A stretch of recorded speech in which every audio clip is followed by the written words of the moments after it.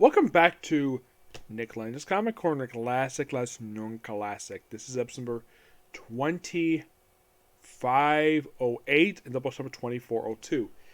This one we have basically two mini-series. One for a character that is getting another one, and the other one is like written by a comedian. First that we have is Spider-Man 2099 Dark Genesis. That is also in the mini-series this book collects, which is basically 5 issues, written by Steve Orlando, and this book is also part of a legacy numbering. You're thinking, really? Yes. These 5 issues are issues 93 to 97. By the way, the next series is going to be called Miles Morales Spider-Man 29. And that's rumored to be about 5 issues, so my guess is with issue 3, it's going to be issue 100. Which I hope that, hopefully, that Marvel acknowledges that it's issue 100. Mostly put, what is this very mini series? Oh, by the way, I should mention, this is not set in the same continuity as the original one from the 90s. Nope, this Spy Effect featuring characters 199. This is a completely different timeline. This universe is the universe that opened Nick Spencer just a few years ago. Now, in this book, we have the debuts of Daredevil, Moon Knight, Spider-Woman, and, a new version of Ghost Rider. We also have Blade, and we also have Jake Gallows appearing here, who is basically, apparently in this timeline, he was a crooked cop, and Punisher was to play somebody else, and then we have Jake Gallows here. This big thing about this book is that we have debut of the 29 version of Carnage. Yep, because we feature 20 versions like everybody else, so why not Carnage? Yep. Yeah, aside from having Steve as a writer, we have Justin Manson as the artist. And this was the previous miniseries. Now, I did check before I bought it. Did I review that one? Yes, I did. I did look it up. Okay, so the cover artwork for the book for issues 1, 2, 4, and 5. And Nick Spencer pretty much has all the artwork for the covers for all 5 issues, but all but one cover he co-does with Nadra Menon. 3, he co-does it with Rachel Rosenberg. Yep. Yeah, and you might be interested to know about this. Does this book retain the future slang? Yep, they do. Where the word shock basically is a slang they use in the future. And it's all about, and by the way, Venom in this book, who does appear in here, Venom is a woman. Yep, Venom is a woman. Yeah, and they also have Spider-Woman here too. And and here's the strange thing about this book. Alchemax does not really play a big role in this book. It's mostly, and we also have Moon Knight. This guy here with his weird cloak, that apparently is Moon Knight 2099. Yep. You also have future stuff here where, the rich can basically get in because they have the special card for more sick people. Yep. So, I at least gotta praise the fact that Steve Orlando keeps the rich the way the society is, the way it was presented in the original 29 universe. Yes. Yeah, the fact that when it was presented there, that's pretty much how it was. Mm-hmm. Yep. Yeah, so I appreciate, though, the fact he's doing that. Mm-hmm. And by the way, this woman here, that is Spider-Woman 2099. Yep. And we have the Guardsman, who does not get a 29 redesign. It's simply the same design as is in the Prime Universe. Yep. And here's Blade, who alleges, get this, he is the son of Eric Brooks, a.k.a. Blade. Yes, this guy is Blade 2099. Also, you have Ghost Rider 2099. I should point out, though, that the original Ghost Rider 2099 was a robot. Yep, and he did have a solo book in the original continuity that lasted 35 issues, which made it probably the third longest title in the history of the 29 books. Because here's something really weird about the 29 books. Almost all of them at least a lot of them anyway, except for a small handful of them, only lasted a year. Some lasted for 25 issues.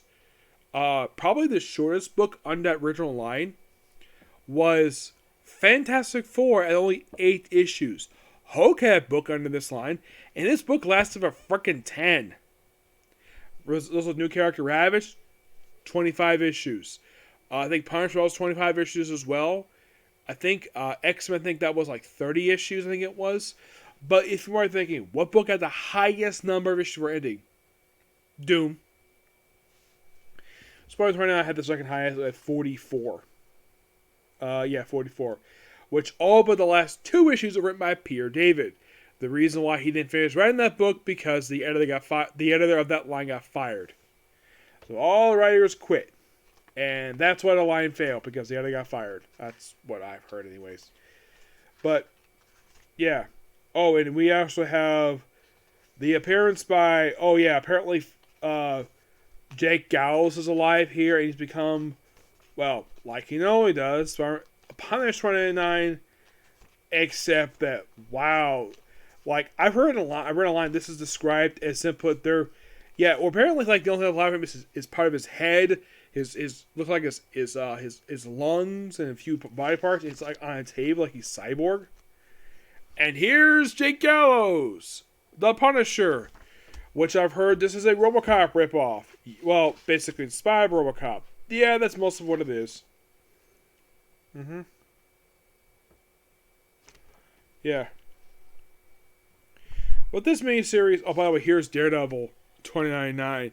On this page, we had Turner on its side, which I'm sure this is a nod to 90s comics, because 90s comics had a humongous reputation for doing this, where it was famous for 2 things comes to the artwork. Number one, where this is like 1 page. Sometimes they have 2 pages turned on that side.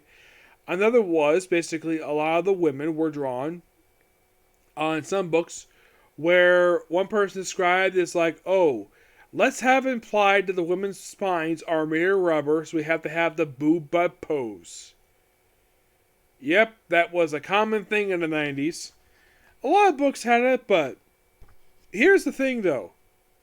I'm not going to show what Jake looks like before he goes in that suit, because it's horrifying to say the least. And I'm going to leave it as that, but this miniseries is really good. I thoroughly enjoyed it. I can't wait for the very next one. And I mainly got this because, not just because I want to review it, because I love Spider-Man 29. I have reviewed the 4 volumes that kind of collect most of the run, but I haven't necessarily finished up reviewing the classic run per se. I might review them in the future, definitely, but I have reviewed definitely volumes 2 and 3, which were really, really good. And it's a shame, though, that Volume 3 got ended at only 25 issues, because that book was good. I'm like, why did the book end for it? Was it because Peter David got enough of it, or low sales? I don't know. I think a lot of people really enjoy it because it's Peter David. Also kind of wish, basically, he would continue All New X-Factor as a backup feature in the book, because of that book as well. Alright, next up we have is M.O.D.O.K Head Games, a book written by Patton Oswalt. You're thinking, wait, the comedian? Yes, he also popped up in Agents of S.H.I.E.L.D. And I've heard the only reason this book exists was to promote an actual M.O.D.O.K animated series. Yep, that's the only reason why this book exists. Yeah, Patton Oswalt is one of the writers, with Jordan Bloom, basically the guys, the producers of the M.O.D.O.K animated series. It is roughly 5 issues, art by Steve Hubbard. It's M.O.D.O.K discovering he has a family. Like, we already know about he has a wife. He also meets his father, George Tarleton, Alan Tarleton. Basically, M.O.D.O.K's real name is George. Yes, his real name is George. And apparently this guy created him. Like, I do enjoy the fact this book does explore a lot about M.O.D.O.K's backstory and his family history, which I do appreciate that for this book. This book was actually surprisingly really good. Yes, I did read it when it came out, but it's quite interesting, though. Apparently, there was also this other book I saw in here, like, M.O.D.O.K Head Trips. Yes. Which I'm sure this is probably, like, thank you. Let's see. M.O.D.O.K Head Trips.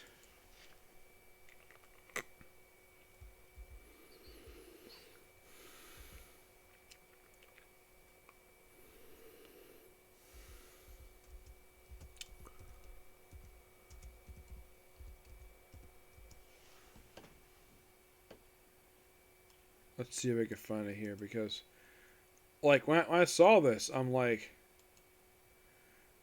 is this a trade?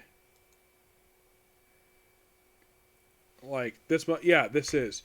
So Head Trips is basically the various appearances that M.O.D.O.K has made over the years. Some of them, but not all of them. Like the book collected issues from Captain America, Incredible Hulk, Silver and Team Up M.O.D.O.K 11. They collect that miniseries. Fantastic Four, Alec the M.O.D.O.K, Marvengers Avengers, M.O.D.O.K Assassin, Material from Tales Suspense, 1994, Iron Man 4. It's like, oh, let's just basically like some M.O.D.O.K appearances. Yeah, I might review this one at some point because I'm very interested to review more M.O.D.O.K books. But this is just the only M.O.D.O.K. This is like one of the very few M.O.D.O.K miniseries that there is, because M.O.D.O.K is not a character we actually get miniseries for. Kind of for good reason, because basically you can't exactly have an ongoing series for M.O.D.O.K because it wouldn't be interesting. Miniseries is perfectly fine. Now you might be curious though, how many miniseries this one make? This actually would surprisingly make the third miniseries that M.O.D.O.K has actually had per se, because it's Super Team M.O.D.O.K 11, M.O.D.O.K Assassin, and in this book here. So, yeah, roughly the third miniseries, and it's pretty good. Also, apparently M.O.D.O.K's got a kid. Yes, M.O.D.O.K has a son. If you're curious, what the heck does M.O.D.O.K stand for, you might be asking.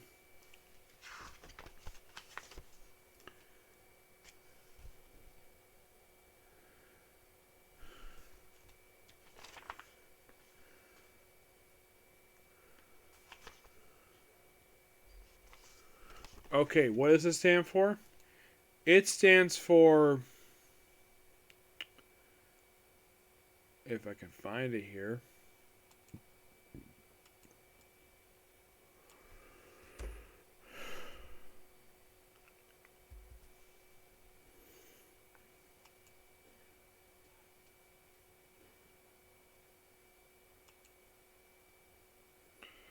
M.O.D.O.K stands for Metal Organism Designed Only for Killing.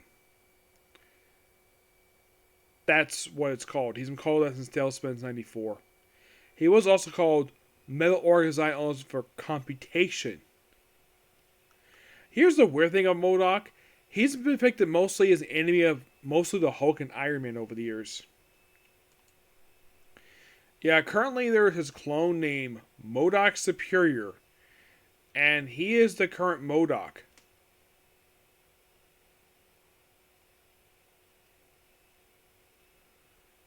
Yeah, he's the current M.O.D.O.K we actually have here. And he's been M.O.D.O.K since like 2011. Now you might be thinking, is he the one in this miniseries? In the M.O.D.O.K Head games? Yep, he is. This miniseries came out just after 2020's Force Work series.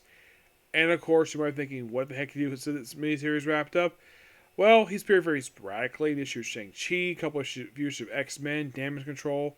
He was in Sentinel Agent of Liberty, Captain America's Sentinel Liberty. His most recent appearance was actually in the Uncanny Avengers book. Yep, where he's part of Orchis, who is basically the current main villains for the X-Men books right now. Yep, at some point he joined the organization. And you're thinking, when was that? Don't know.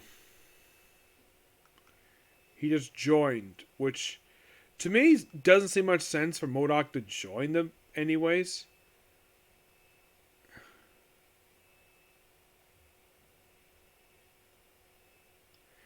Yeah, it was actually thanks to part of the an X-Men 22. This is when they revealed, oh yeah, he joined Orchis. Because the whole Fall of X stuff. Mm-hmm.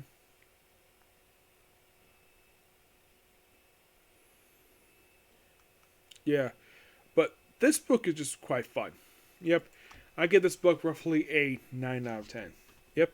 So yeah, that's a particular view. Next up, I have one more comic corner. Actually, you know what? I think I'll call it a night because basically it's kind of late. I gotta get up early for church. Okay? Next view. Bye.